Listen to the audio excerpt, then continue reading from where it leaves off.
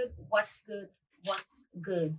Welcome back to Top Tech Talk, your go-to podcast for conversations on tech, innovation, and sustainable solutions shaping our future. With me, your host, Aja Amnata Precious Vandi. Today is International Youth Day.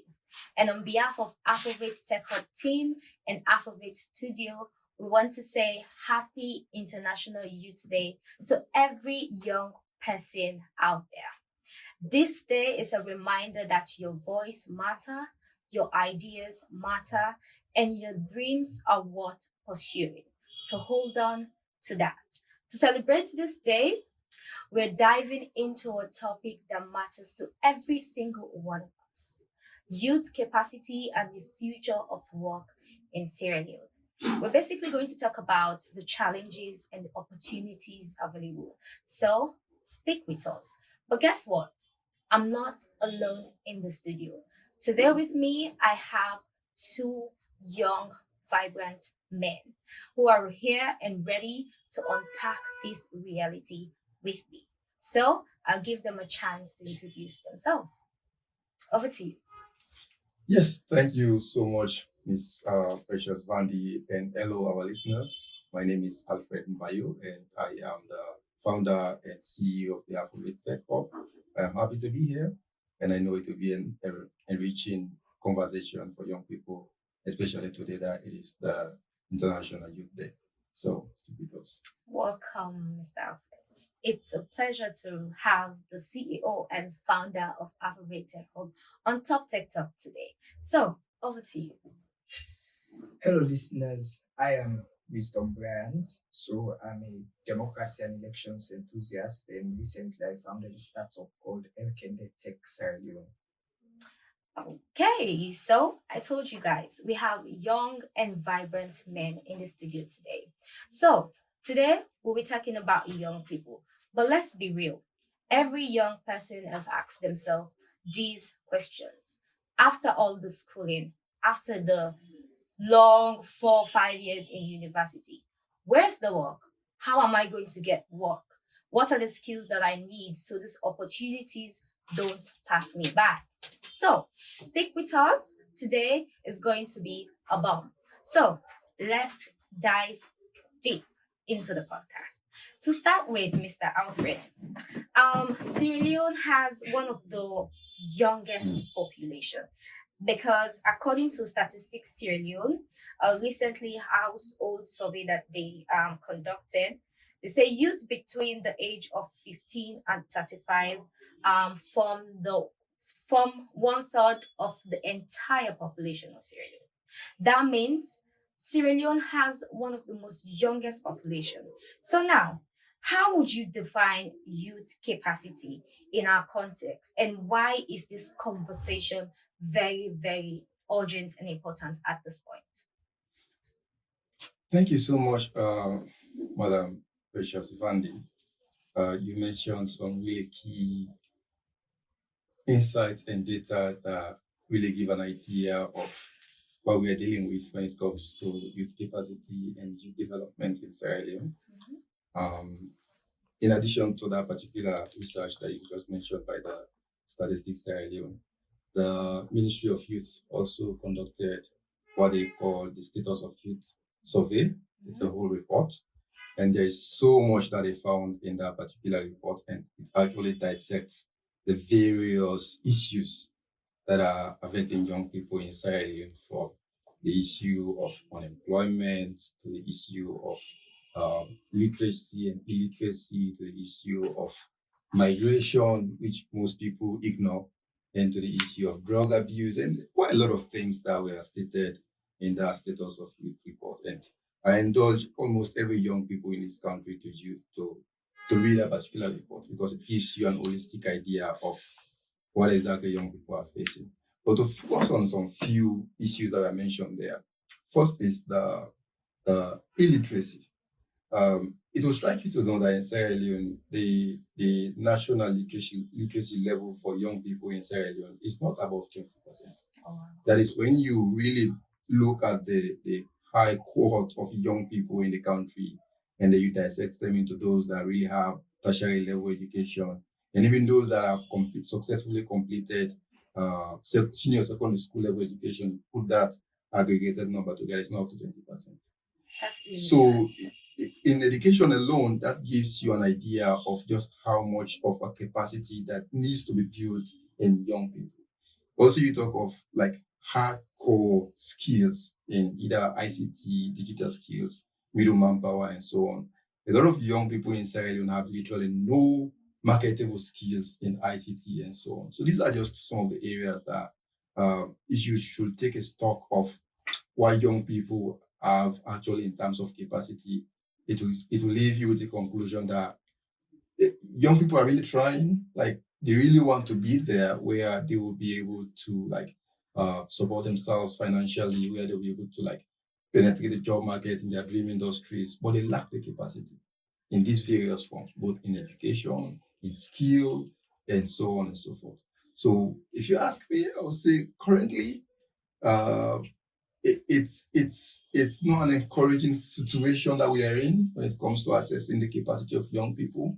Uh, it's it's something that needs an urgent intervention, both at the government level and also amongst ourselves as young people. That is the reason myself personally I champion this Afrovate initiative, because we cannot sit and be always waiting Waiting for on the government to government. take actions on some of these things. Yeah. We yeah. as young people have to be able to Do start solving something our own on our problems own, on of our own course, of before we course. can expect somebody else to come step in those capacities. So it's something we really have to look into and be able to take actions, and whilst inviting support from multinational and local development partners. Yeah. So you mentioned over the people that are literate in Sierra Leone are not even up to 25%. Like tertiary level education. And that's a very discouraging number, It is. I must say. But yet still there is this mismatch, even with those that have gone to up to the tertiary level.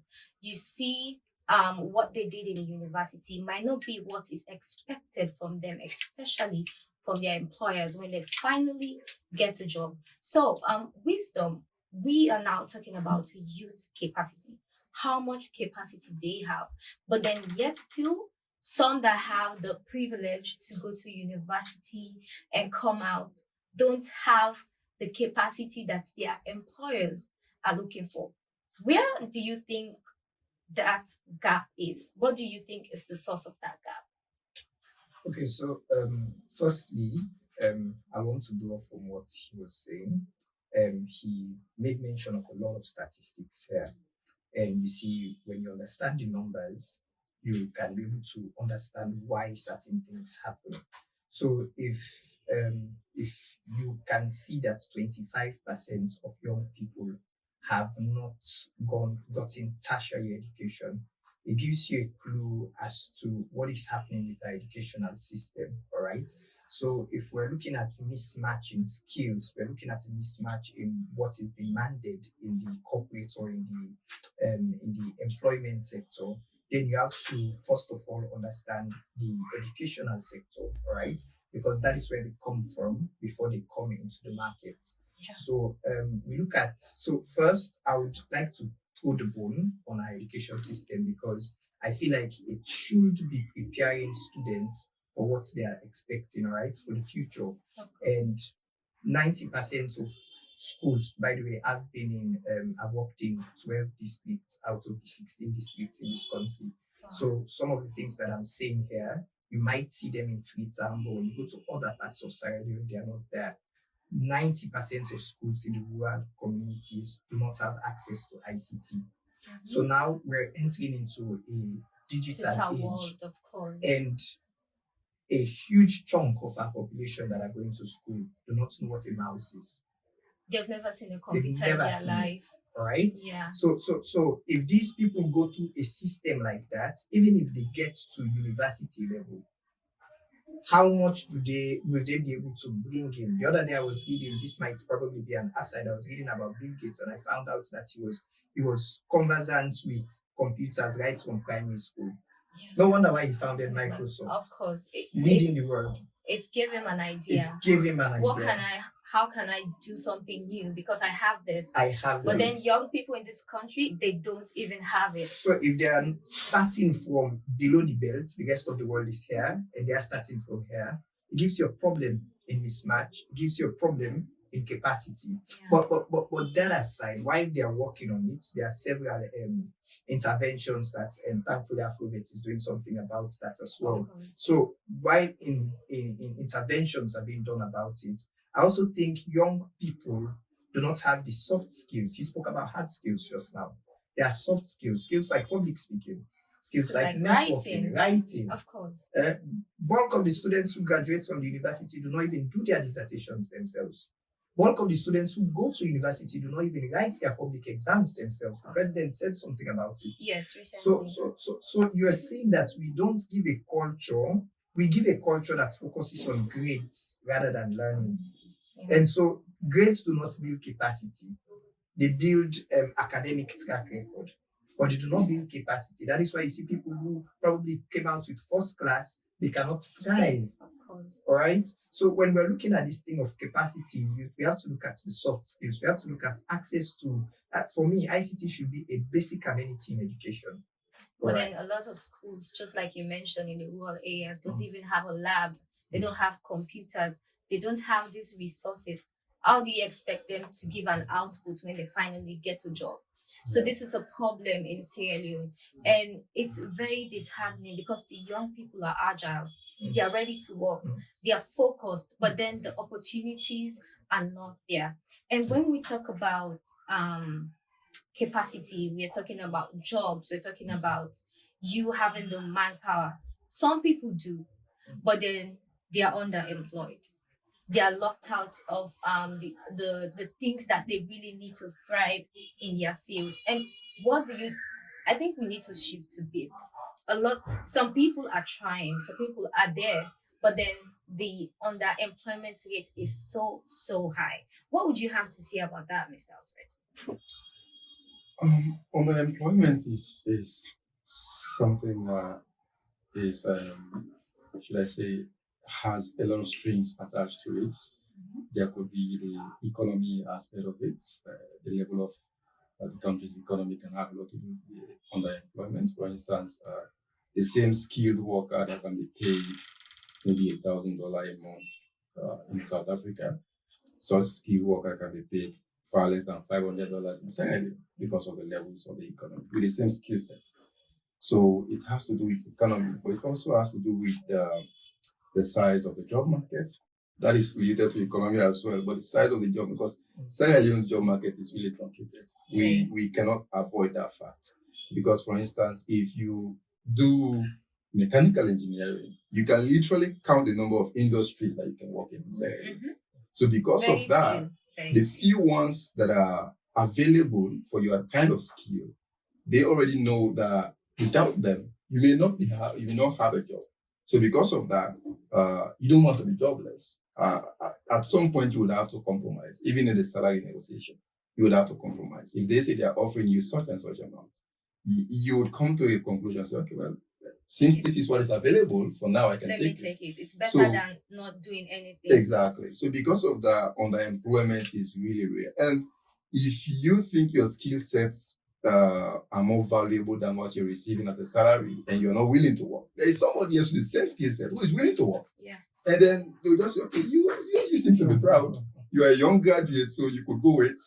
when you really get the heat of the economy without job, you come back begging us.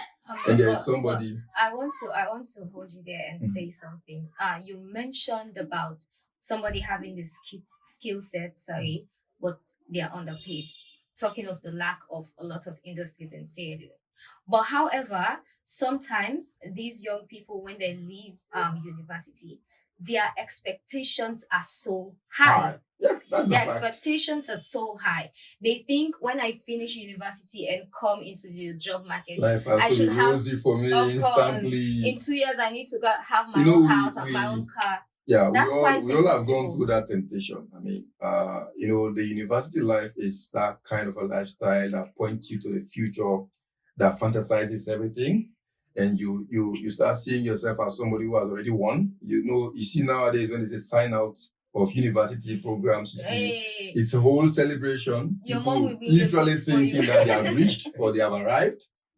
So you Yeah. see some people bringing some Goats, fancy, yes, fancy gifts. goats, cars, Yeah. So money when bouquets. you build, most times I do say, if you don't calculate your expectations carefully, you may end up disappointed or frustrated. Mhm. And that is what is happening today. So With a lot of with that kind of a celebration as a sign out party, sometimes some guys would even do a sign out party and they have not even seen their final grades yet. Some people even design invitations. You're invited to my sign out. Exactly. Like, why? So you build that kind of an expectation so high, it's not really bad. But when life doesn't pay off instantly, immediately after graduation, then you start getting frustrated. Mhm. But most of these things, most of these young people that are building these fancy dreams in their head and fancy sign out parties, you ask them, what is your strategy to penetrate your dream industry? They have none. You ask them, what are your skill sets that may land you your dream job? They have none. You ask them, who is your link to your dream industry? They have none. But then they fantasize everything in their mind. And when they graduate, things don't work the way they should. They get frustrated. And it is the same young people, us, that would now go on either social media or elsewhere and start bashing at all of those stakeholders that are supposed to make life comfortable for The them. government They've always forgotten their own responsibility as young people, Yeah. what they would have or what they should have done while they were still in university to ensure that life gets a bit comfortable for them when they graduate. So I think the underemployment, of course, unemployment is a whole topic on its own, but I think the underemployment actually builds its foundation from that idea of the economy, the high level of expectations, and so on.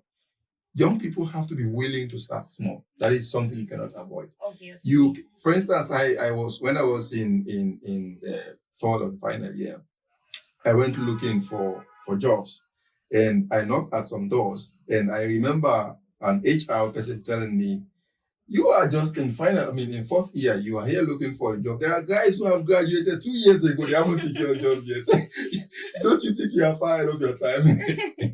But then that's the issue. I always say this to the younger ones that are now in university. Yes. You don't have to wait till you graduate from university before you start looking for figuring jobs. out your path. You have to look for internship opportunities. Exactly. Volunteer apprenticeship. a lot, because now most of these companies, they want 3 years experience. Mhm. They want your CV to be so sophisticated that when they hire you, they know you can You deliver can deliver. on point. Yeah. But with those ventures you've taken into, like your internship, your volunteer ventures, they look at them, so, oh, I think you can do something for us. Yeah. Because these companies, they are looking for somebody that can add value. Exactly. It's not somebody that's just coming from university with your nice dissertation and first class degree. Yeah. So these are all the issues. And you mentioned starting small. Yes. And just to add to that point, there's one more thing that young people can really use as a tool to escape whether unemployment or underemployment. Ensure you have as many options as possible. It could be options in business. For instance, if you're an engineer, you're graduating, have a side business, have a side hustle, have something you're doing that earns you income. So whether or not the job comes at that appointed time, you are still able to survive. Because it is when you are not able to raise your sustenance at a certain point, that is when you get desperate for a job. And as soon as employers see that you are desperate for a job, they can pay you pittance. Yeah. So you really have to increase your options. That's true. That's true. But Brian, do you think young people are actually ready for the opportunities they seek? Okay. Let me outrightly say young people are ready, but then there's a caveat to it, all right? So the first question you asked me was about young people being unemployable. Yeah. And now we've moved the conversation to young people being underemployed and unemployed, all right? So the vast majority of young people have one thing in common. In fact, the International Youth Day theme is different contexts, one aspiration or common aspirations, right? So whether the person went to school or not, whether they are walking in the streets, whether they are doing anything, provided they are sound, all of us want to make it and want to make it big. Almost every young person you meet want to hammer. And probably that's a little too much. That's why we keep doing things, some of the things young people do. But we are ready for it. We think we're ready for it. All right. So there's a part of us that tells us that we want this. But when you look at ready now in preparation, that's where a lot of questions have to keep coming in. And so I consistently say this, that the Sierra Leonean youth has to do twice as much as people in other communities or other countries. Of course. All right? Yeah. Because if you being ready is not enough, you have to be more than ready. That means you have to build yourself, you have to get good networks, you have to volunteer, you have to have experience and all of those things. Because majority of the youths that we have now, that are youths now, the parents or the homes that we go in, our parents went through the war. So what's in their mind is survival mentality. Yeah. Right? And that's a subconscious. I read an article 2 days ago, probably that's why it's fresh in my mind. The person was saying that war creates survival mentality. And so even when we say we are ready for the things we want, a lot of youths just want a job that they can wait for salaries just at the end of the month. They can pay their bills. So they can pay their bills. And the moment you can pay your bills, that's okay. You find a wife, you pay fees, and then you die. No generational wealth. No building that foundation. A lot of people are starting tech companies. When I was looking at that, I told someone, I said, I'm starting a unicorn. All right. So not many people think that way.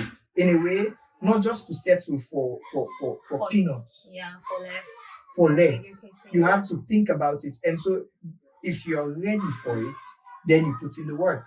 Then you put in the things that you need to do.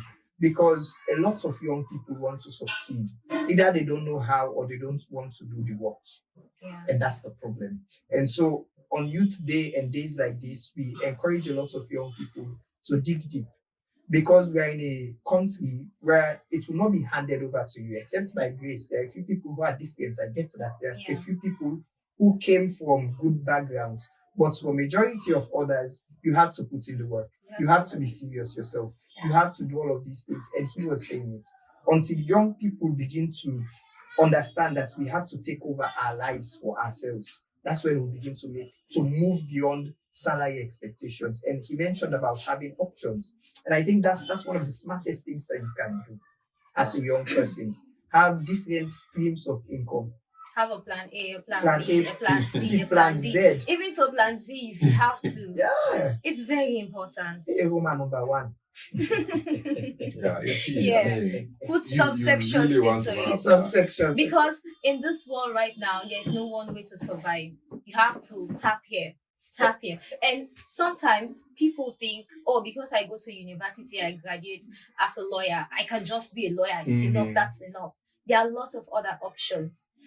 As you grow old, your desires, the things that you want to do, they change, they evolve, you innovate, you transit. So it's very important for young people. You can be a lawyer and doing pedicure. No, of People, course. you can be a lawyer making cakes for people. They pay you. And the problem also with young people in Sierra Leone, they just want the clean jobs, the white collar jobs. They don't want to get their hands dirty. They don't want to, and you sit and you say, oh, Papa government, they are not going to hand it over to you. Yeah. You have to strive for yourself. Get your hands dirty. Look for that job. It might not be clean, but it gives you clean money. It's better than stealing. It's better than doing things that are illegal. So it's very important for us to get our hands dirty. And one thing I want us to talk about now is skills. Brian mentioned just now soft skills. Mr. Alfred mentioned hard skills. But I want us to talk about skills right now. The importance of skills in every sector. Over to you, Mr. Alfred. Why? Because for you now, you are like an anchor when it comes to skills. You open an entire institution to capacitate youth, give them the ready skills they need to thrive in their career. So I think it will best for you to set the pace for us when it comes to this particular segment of the program. Tell us, skills. Yes, I mean, there could be no better person to talk about young people's need to develop skills in Sierra Leone than Of course. myself and Yeah. a few other young people that are doing very well in the sector. Um, I I I learned this by hard mentor when I was in university. I mean, I went to private college. I was in first year, and we were there together with some colleagues that came from Magai and others. But then I found the need to learn a few skills. For me, it has always been a part of me, learn skills. Then I said, okay, let me learn some basic design, AutoCAD, and others. I never knew how beneficial that would be at that point, but I just wanted to learn something. But by the time I knew it, when we went to second year, because of that skill, I already started getting like small contacts from classmates, those who had already been in the industry. They interface with clients, and clients to give them design jobs, but because they do not have the design skills, they know I do designs, so they come to me, and I was doing designs for them. And from the second year, third year, before I reached the honors one, that is the penultimate year, I had already had a very huge fan base on Facebook where I would share my designs. People would reach out to me and say they want designs and so on and so forth. And out of that, I was sustaining myself. So this was just one of the skill sets that I had that was bringing me income. So in addition to that, I was doing various kinds of work for other people and they were doing. But when I realized that skills is actually one of the best insurance that you can have as either a university student as a young person, that was when I took this to another level, wherein I bring in our young people and put them together and share skills with them. Of course, I had colleagues that were working with me on various skills and diversity building initiatives. But I said all of this to say, even if you are going to have your degree, the degrees can come with their own skill sets. But beyond what the degree has to offer, beyond what that classroom has to offer, reach out. Reach out and capacitate yourself in various skills. Do research on skill sets that are marketable in the present time, because skills are time bound. A skill that may be marketable today may not be marketable in few years from for now. now. Yes. Yeah, sure. So you really want to ensure that you do your research very well. Learn a skill that is marketable now, because you want to be able to transition from these current skill sets. So you keep yourself abreast, whether with technology, if you are in the tech space, or whatever sector you find yourself. Ensure that you always build new skills that can really add value to whether the degree that you have. And for those youth that are not fortunate to reach tertiary level education, as we mentioned the statistic just now, the skill is not just an insurance for that kind of a demography of young people. The skill is actually your anchor. If you It's are the at that level, backbone. it's your anchor, Yeah. because you really want to ensure that you have as many skills as possible, high paying skills, that people actually reach out to you so that you offer services to them using that skill. It's really very important, and young people really have to take that very seriously. I can overemphasize that if possible, but what I really want to say is that institutions like Afrovid that we've built over 3 to 4 or 5 years, training young people, over 3 or 4 thousand young people in various kinds of skill sets. We interface with young people every day, and they have amazing testimonies. Some would come and say, "Okay, I want to learn this skill," and then you really teach them, and they actually hone their skills in that particular sector. And then they'll come back to you a few years later and say, "Mr. Alfred, do you recall me?" I said, "I don't really." So, okay, I came here, I learned this skill, and now I'm working at company A, company B, and they are paying me so much and so much. So it gives me joy. So it's just an offer, a way of emphasizing that if you find yourself anywhere, even if you are out of Sierra Leone, always ensure that you have a lot of skills that you can back up with whatever formal education you are taking. And you find out that these skills they take you less time to learn. If you're locked in 1 month, 2 months, 3 months, maximum Yeah. 6 months, you are pro in that particular set of skills. And especially when it comes to the tech area, it's very less populated. There are less people with these skills, and there are lots of companies looking for people with this set of skills. So that gives you a greater opportunity to learn, a greater opportunity to earn a lot of money, because Yeah. you're really valued in the job market.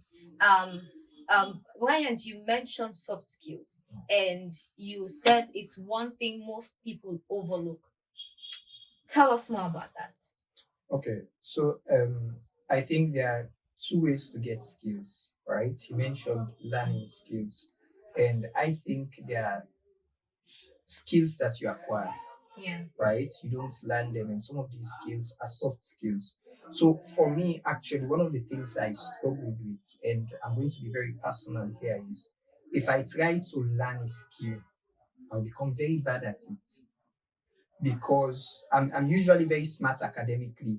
But if we are here trying to learn something, I remember when I was trying to learn French, gosh, that was different. I would fail at it. I would try to get it when I make and trying to learn other things. And then I realized that with less pressure, just hanging out. If I come to approve it, let's say every week, just sit down, just learn something new. Oh, this is the mouse. Okay, this is what you're looking at people do it. Just associating, you get to learn the skills faster. We don't see it, right?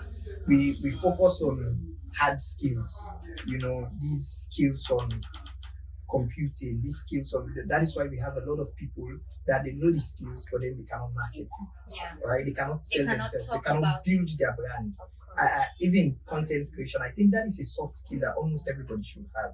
Yeah. Recently, I hopped on TikTok, 500 followers and popular. I recently hopped on TikTok because I realized that some of the people that we are trying to reach, they're on their phones. Yeah. All right. So you can have the hard skill, but then how do you put it out there? If you get to the room, if they employ, that is why I told people that there are some people that they can employ based on their credentials. Or when they get to the workplace, they think it's cool, all right? And then they want to finish up on deadlines. They don't have initiative. They don't Let's have new critical ideas. thinking, resourcefulness. These are soft skills, and they are not skills. Will not put you down and say, okay, if you are coming to Afrobeats, for example, when people are paying attention, if something is around, help out and do it. There are things that you learn, you develop, and that is where association is very important. So on Youth Day, I think peer-to-peer association is key. You see, if a lot of youths interact with sober-minded youths, the change will be faster than we think. Of course, the influence we have on each other is so great. People don't even realize People it. don't realize it. That's why Yeah. many youths go into drugs, for example. We see the negative parts of it. Yeah. Even how people that smoke, they tell you how they started smoking. They saw So- someone smoking, Yeah. and they are A sitting friend. there. Yeah. So if you have someone, he was mentioning that, AutoCAD and all of that. If you see your friend is doing some of these skills and you sit down, how do you do it? Teach That's literally almost free. And then you get to learn at your pace and all of that. So when we talk about soft skills, I think youths need to come together and equip other youths because alone we cannot. We cannot get this future that we want for youth, this future that we are talking about, youth getting everything. Alone, if I strive for it, maybe I can get it, but you can get it. But then luck does not favor everyone. everybody. But then if all of us come together, what we do, we don't create our luck, we create our system. And so what the system does is it empowers everybody that is in it to thrive subconsciously. Yeah. So youth should be able to attach other youths in peer-to-peer influence for the right things, not just for the negative things. And I think that's one of the ways how we can implement soft skills. Skills like networking. A lot of youths, when we have youth events now, they're on their phones. Yeah, they don't see the importance of going to meet somebody and just say hi, how are you? I like your shirt. It's really nice to see you. Can I have your credentials and your number? It's very very Especially important. with a platonic mindset. Yeah. You understand? Because most times youth can do that if probably they want to go a step further. All right. But then we rarely have people who will just come and be like, hey, how are you? No strings attached. I see the way you are talking. Can I have your number? Can I have your Instagram? Can I follow you? Oh, I like what you are doing. Just by following someone like Alfred, even if I'm not in his field, all right, I can learn a thing or two Yeah. by the way he speaks, by the things he posts. Some of the things I say here, I don't have them. The other day, I was invited to go speak on behalf of or literally everyone that uses the internet at NATCA's 20th year anniversary. And so the minister was there, Fisel, Orange Crusade, everybody was there. And people have been complaining about the internet. So when they gave me the invite, I reached out to a couple of my friends. I'm like, what do you think about the internet? And just in casual conversations, these people explain to me things that I use internet, but I don't really know. And so when I was standing there speaking, they were clapping for me, seeing me like I'm smart. Little they don't know that I gathered that from people. Yeah. So you grow subconsciously, and I think that is a culture that we should imbibe in Sierra Leonean youth. If places like Afro Vets should be filled with youth, Of course. all right, we should start saying, no, no, no, come 2 o'clock, come 4 o'clock, come 5 o'clock. This place is full. Come tomorrow. Events like We don't this, have space we now. don't have Please space come now. tomorrow. This we are They have- streaming live. We're supposed to be having thousands of people watching us, all right? Thousands of youths eager to learn. But you know, if we want to go, we want to come for the official classes. If they say we are teaching this officially, then we want to run in to learn. You learn things in chunks. And that's why I asked the questions. Are these young people really ready? Because sometimes the opportunities are there, they are right in front of their faces, but they don't rush in and take these opportunities. Most of them have phones, they have internet, but they don't go in search. Oh, what skill can I acquire? Where can I learn this skill? How much is this skill going to pay me annually? You know, go in search of this information. Look for ways. They just sit on their phones, they follow gossip on TikTok, things that are not useful. Yeah. So it's all boiled down to us. Yeah. We have to take the initiative. We have to look for this opportunity. You're not going to sit in the four walls of your bedroom and expect the opportunity to appear like a ghost. That will never happen.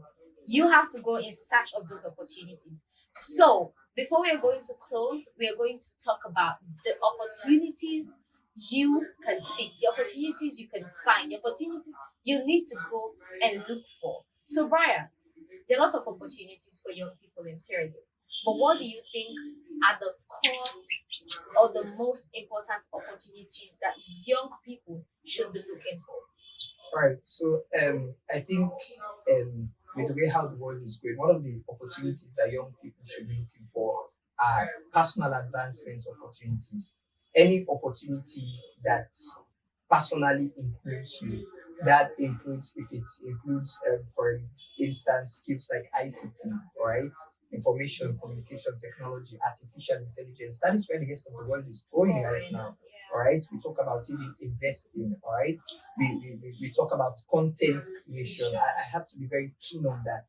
Content creation nowadays, when you go on TikTok, the best to see the things that are more popular are the things that are gossip. All right, you see the things that are not so educational. We just want to laugh. We just want to gratify ourselves.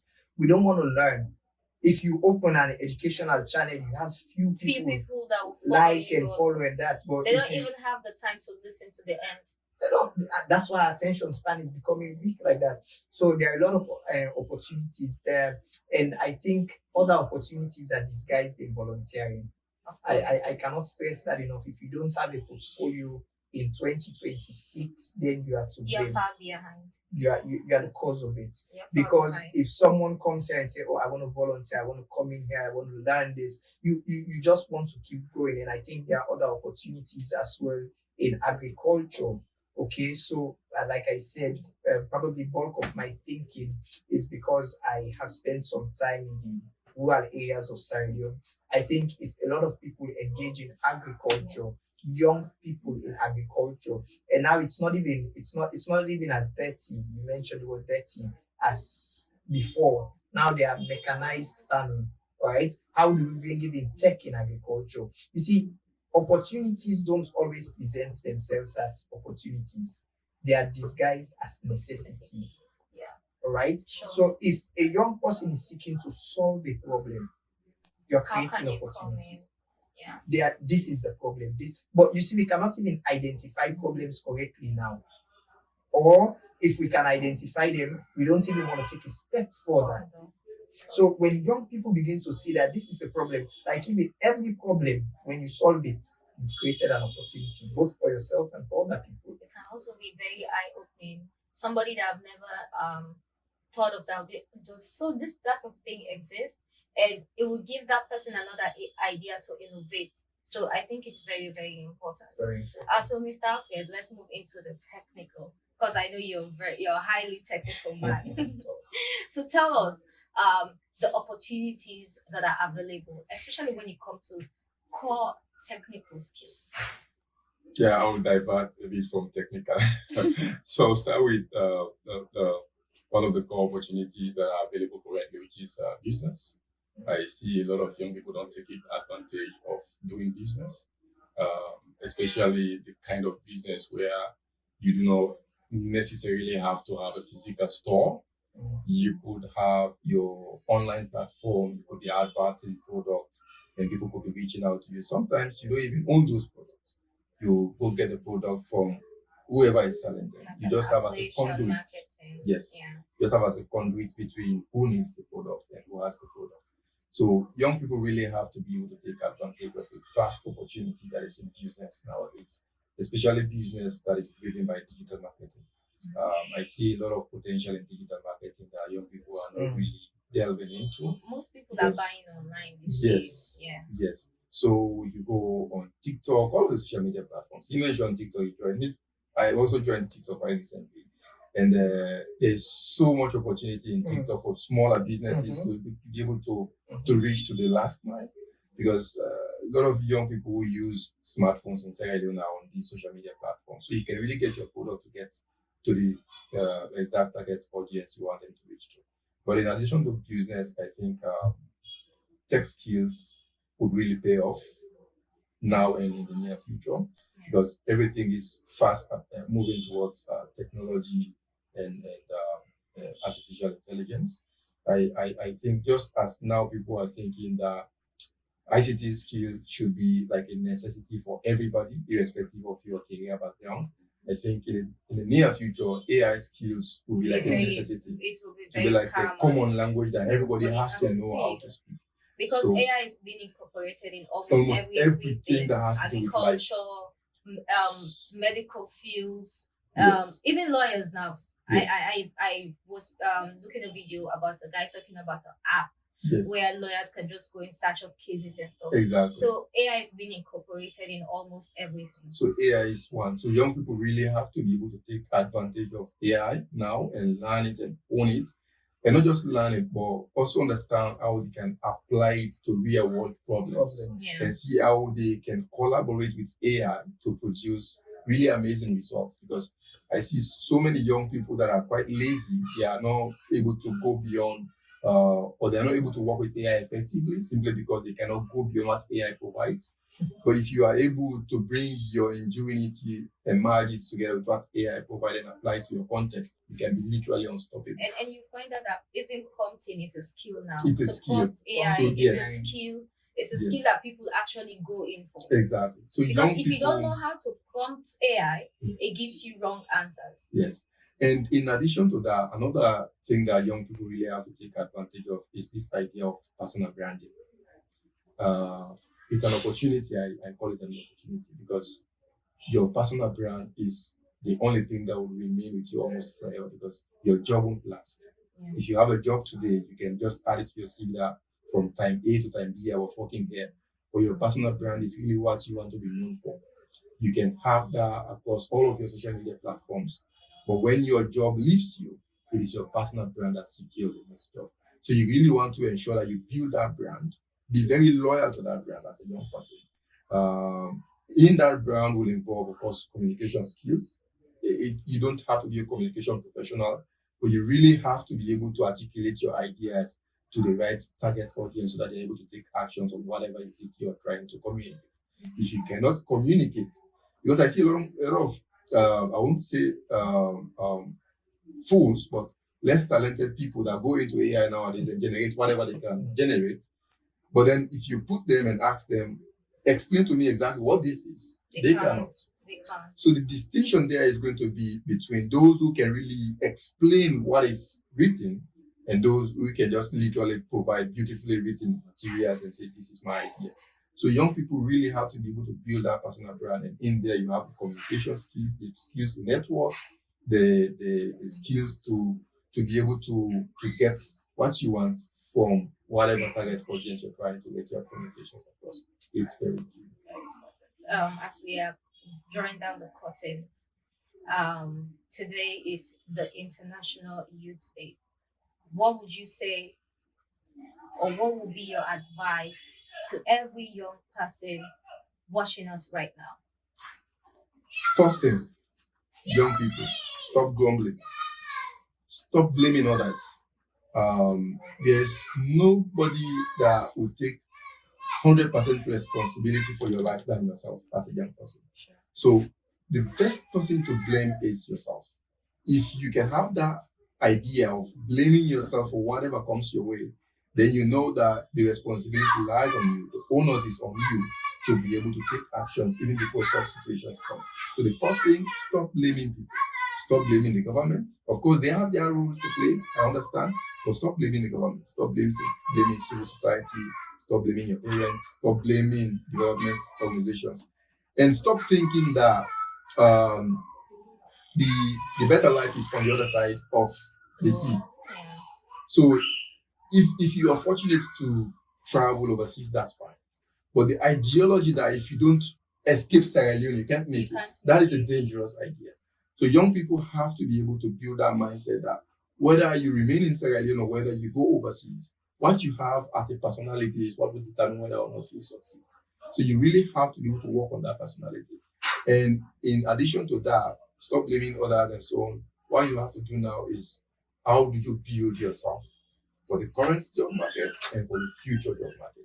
How do you ensure that you are always abreast with technology or with your sector, your specific sector? Ensure that you really arm yourself with the right set of skills that can really ensure your future as a young person. And stop really wasting so much time on things that are not necessary. Young people are very distracted nowadays. We spend so much time on necessary things, and we do not have much time on things that are really necessary, things that can build us. So it's really important that we focus on things that really matter as young people. That's really touching. It touched me a lot too. I think it makes me really emotional, but I want Brian here to make me cry. So tell me your last words and your last advice to young people out there. So you're asking me to give advice to young people, but what I'll do instead, I'll publicly give myself an advice so other people can listen to me advising myself Okay. because I'm young. Um, Growing up, I grew up in the future someone else created, Yeah. and now I'm creating my future.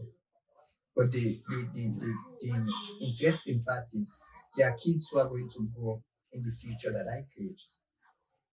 And so I have to create a future that the people coming after me are going to be so grateful that I was the youth before them. You see, in days like this, I think youth should really maximize every opportunity because the next stage after youth stage, midlife, a lot of people say it's full of regrets. And we don't want to be youths that regretted that we wasted opportunities. All right. So I'll advise a lot of youths, develop yourself. If you want to go and advance your studies, go do it. If you want to go and learn tech, AI, branding, do it. And also, youth should be engaged in democratic processes because you see, until youths begin to sit at these tables, we cannot change the system.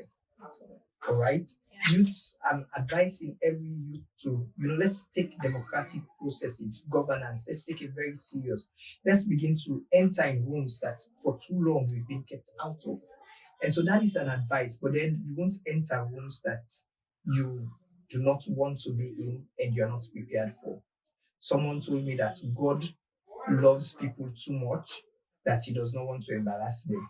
Yeah. So if he knows that this opportunity you will embarrass yourself, sometimes he does not give it to you. Yeah. And so youths have to develop themselves in so much that when the opportunities are presented to them, they make the best of it. So my advice to youths is that develop yourself first because you are subconsciously creating a future. The reason why, and I say this with all humility, the reason why a lot of us have the life we have now, positively or negatively, is because of the actions that other people did in their youth. Mhm. All right. Sure. But how many youths are presenting themselves for this opportunity? I was giving an analysis, probably I shouldn't say it here. I told someone at age 29, 30, the current president was already head of state. Mhm. How many 30-year-olds right now do we have? Forget the way how we entered, all right? But how many 30-year-olds or 29-year-olds that we can say can handle a nation? That's the mentality I want young people to start thinking of. At 24, can I lead this country? Yeah. At 25, can I handle a business that will go cross borders? That's the mentality we have to have. And if you have that mentality, you can start moving about it. But the most important advice is that youth should start solving problems and they should stay with God. That's it. When I said Brian should make me cry, I guess he took that really, really seriously. But today, this conversation has covered real ground, and we've had honest conversations about the things holding young people back. I want to say a big thank you to my amazing guest. Today has really been impactful for me and for everybody watching this podcast today. So thank you very much for coming on the podcast. I really, really do appreciate that. And to you looking at us right now, you've listened from the beginning, and if you're still here, it means you want to make the change that you are hoping to see. And that is very important for you to hold on to. And whenever you're looking for conversations like this, Talk Tech Talk is your go to podcast. So don't forget to follow us and subscribe to our channel on YouTube, on TikTok, and on Facebook at Activate Tech Hub. Don't also forget to like it and share to every young person that you think should listen to this today. Leave us your comments. We want to hear your thoughts. We want to know what young people out there are thinking about. So, I've been your wonderful and amazing host. I am Haja Precious Aminata Vandi. See you on the next episode. This is Top Tech Talk.